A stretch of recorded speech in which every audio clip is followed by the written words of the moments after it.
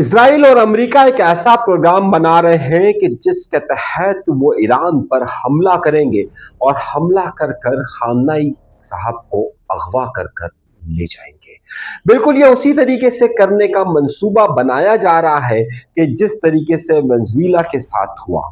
اور اس بار ان کے پاس نہ ایران کے پاس پاسداران انقلاب کی وہ قوت موجود ہوگی، نہ ان کا سسٹم اس طریقے سے کام کر رہا ہوگا، اور نہ ہی عوام کی سپورٹ اس طریقے کی ہوگی۔ کیا بالکل ایران کے اندر وہی ماحول بنایا جا رہا ہے کہ جو کہ ڈاکٹر مصدق کے وقت 1951 کے اندر بنایا گیا تھا ایران کے اندر، اور اس وقت کے ایک منتخب وزیر اعظم کے ساتھ کس طریقے کا CIA کا آپریشن ہوا تھا؟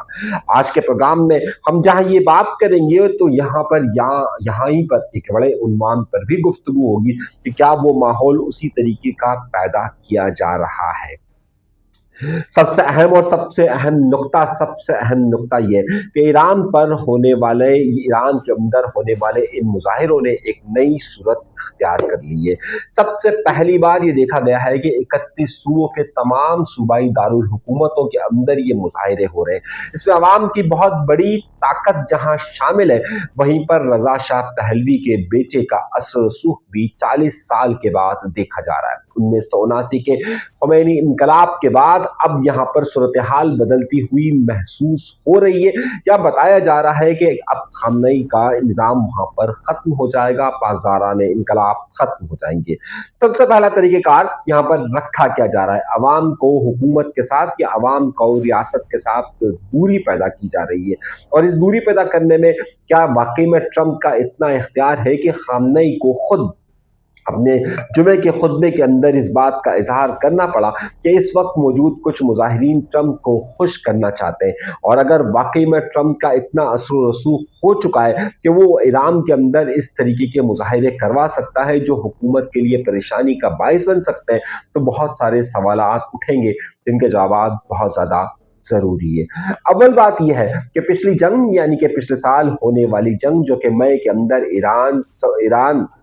اسرائیل اور امریکہ کے درمیان ہوئی تھی، جس پر ایران کے اندر نہ صرف میزائلوں سے حملہ کیا گیا تھا بلکہ ایران کی ایٹمی تنصیبات پر حملے کی بھی امریکہ نے دعویٰ کیا تھا، اور اس کے بعد یہ سارا سلسلہ شروع ہوا تھا۔ مگر اس کے ساتھ ساتھ ایک اور بحران بھی ایران کے لیے کھڑا ہوا نظر آیا۔ ستمبر میں اقوام متحدہ کی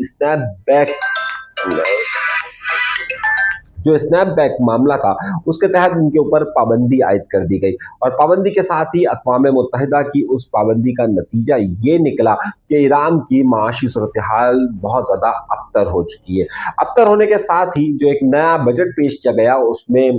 بہت زیادہ ٹیکسز عائد کیے گئے، اور ان ٹیکسز کی وجہ سے وہ وہاں پر عوام بھڑ گئی، اور عوام کے بھڑنے کے ساتھ ہی 28 دسمبر سے وہاں پر مظاہروں کا سلسلہ شروع ہوا۔ یہ مظاہروں کا سلسلہ جس تیزی کے ساتھ بڑھتا جا رہا ہے، وہاں پر عوام اور ریاست کے درمیان خلید میں اضافہ ہوتا گیا۔ قاسم سلیمانی کا وہاں پر مجسمہ گرا دیا گیا، بینکوں کو نذر آتش کر دیا گیا، اور اب